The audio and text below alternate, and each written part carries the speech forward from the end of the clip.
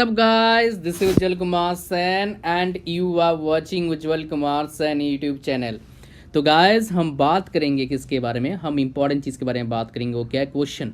ये question basically क्या है, टाइम एंड वर्क का है, थोड़ा अलग तरीके का है।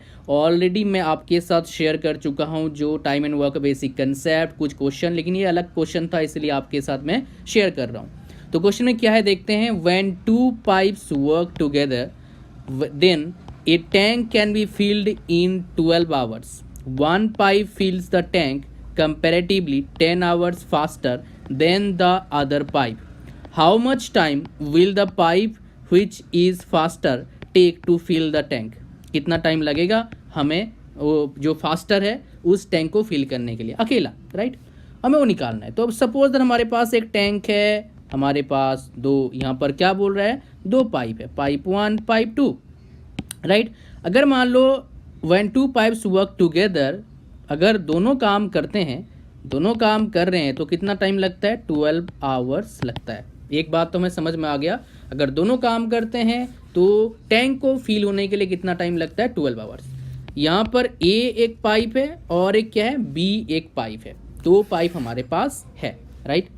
अब मान लो जो ए पाइप है उसको फिल करने के लिए मान लो टैंक को टी टाइम लगाता है, टी आवर्स लगाता है, तो बी मान लो कितना टाइम लगेगा, टी माइनस 10, बिकॉज दूसरा क्या लग रहा है, 10 आवर्स कम लग रहा है।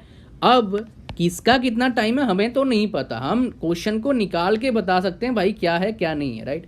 तो क्वेश्चन में क्या बता रखा है, दोनों जब काम करते हैं तो 1/a का टाइम प्लस 1/b का टाइम इज इक्वल टू 1/12। यही कंसेप्ट हमने सीखा था।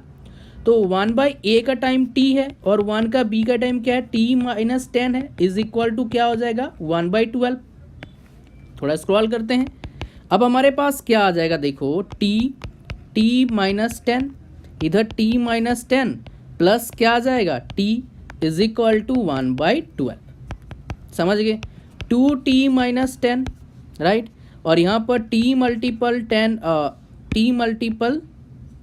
t minus 10 is equal to 1/12। समझ गए। अब दोबारा क्रॉस, मतलब यहाँ पर क्या करेंगे, क्रॉस मल्टीप्लिकेशन करेंगे। अब 12 टू कितना होता है हमारे पास, 24t minus 120 is equal to t square minus 10t।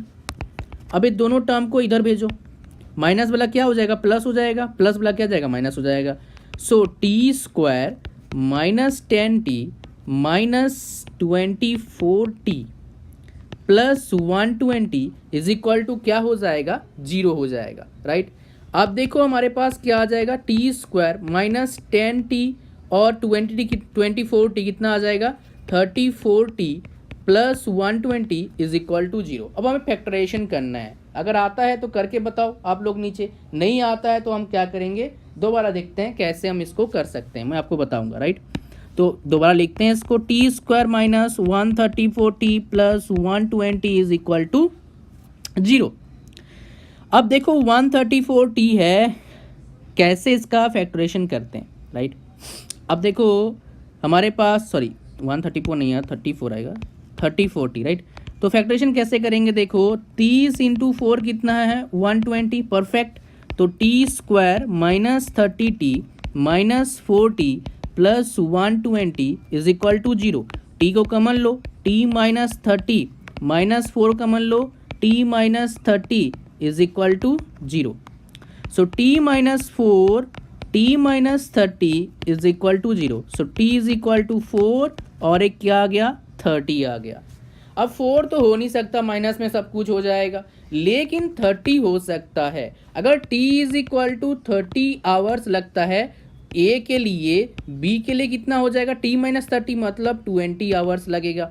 Option देखते हैं, ऑप्शन में कोई आंसर है नहीं है, तो यानी कि यहाँ पर एक ऑप्शन, कोई भी ऑप्शन नहीं है, तो आंसर क्या आ जाएगा, नन ऑफ दिस। मतलब क्या प्रॉब्लम है, क्वेश्चन है, बट आंसर कितना आ रहा है हमारे पास, 20 आवर्स। ये क्या है, सही आंसर है इस क्वेश्चन का, राइट।